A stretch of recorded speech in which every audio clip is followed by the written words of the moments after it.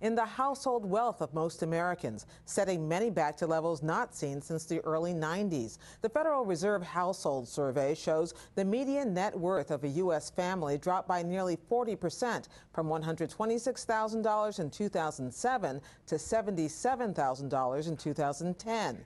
The main culprit, the collapse of the housing market, but income dropped as well, from a median income of $49,600 in 2007 to $45,800 in 2010.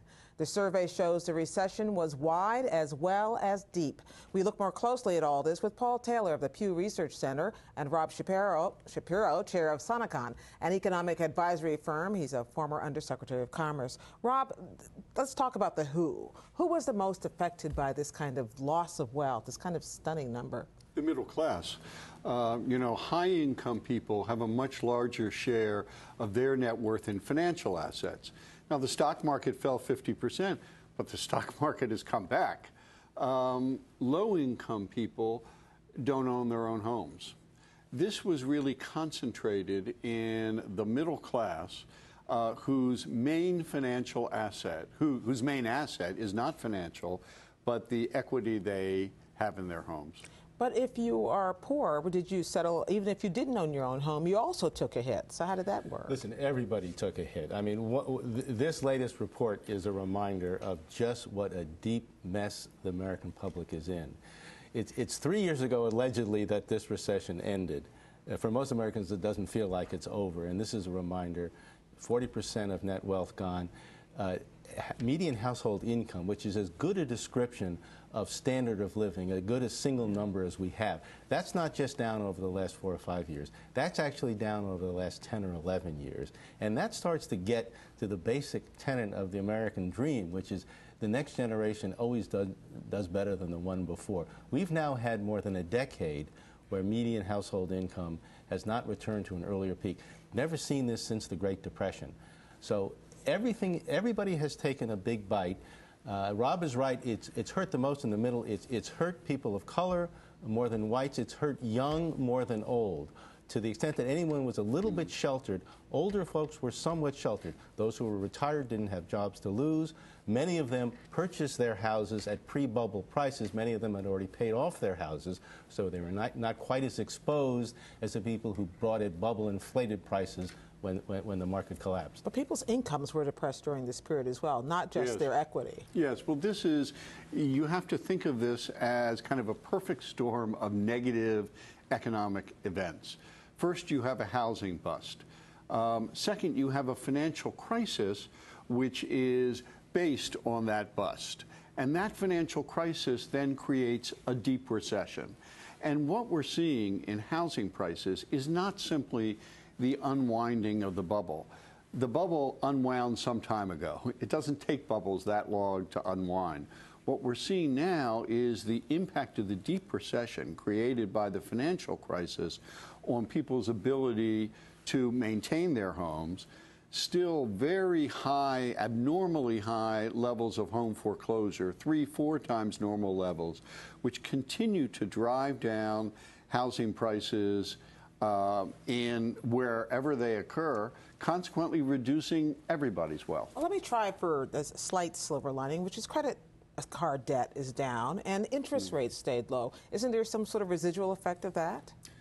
Yeah, I mean, there was something called the reverse wealth effect. When the housing market was inflating as it did in the 90s and 2000s, people looked around and said, boy, I'm rich.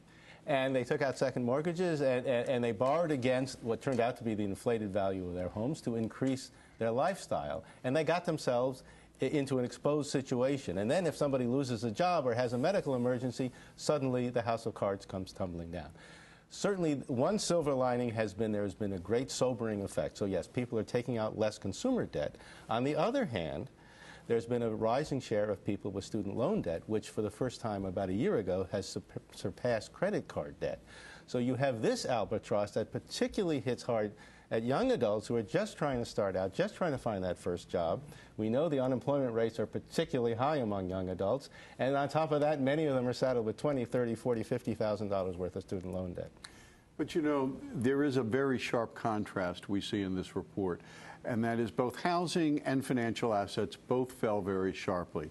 Financial assets by 2010 had recovered half of their losses. Today, they've recovered virtually all of their losses. We spent $1.2 trillion directly stabilizing the financial markets, and another $2 trillion indirectly through the Fed stabilizing those markets. It worked. And the people whose incomes, whose net worth and incomes depend on financial assets, which is people in the top 10% and particularly the top couple percent, they're back. We spent virtually nothing to stabilize the housing market. Those values continue to go down. And so we have increased inequality significantly through this event. You make an interesting point. These numbers are not current. They're about 18 months old. They overlap two administrations, so there's not necessarily a political finger to be pointed, but there certainly is a ripple effect we can expect still from these numbers that we see. Yeah, housing really, these numbers were as of 2010, so you're right, they're 18 months old. Housing has not come off the floor. There was a little bit of, I think, increase in the first quarter of this year, but then it seemed to be back down again.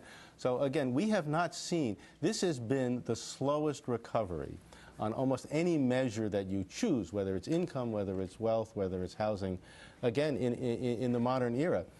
And I think it's setting the stage for the political conversation we're about to have. We have the Pew Research Center obviously takes a lot of surveys of consumer sentiment and feelings about the economy, and people are feeling it because they're living it. Rob, sure. Well, the fact is that our failure to stabilize housing prices has extended the slowness of this expansion. The fact is, when people feel that they're getting poorer month by month, when their net worth is going down, which means their debt is not changing, but the value of their assets is falling, they hold back on spending.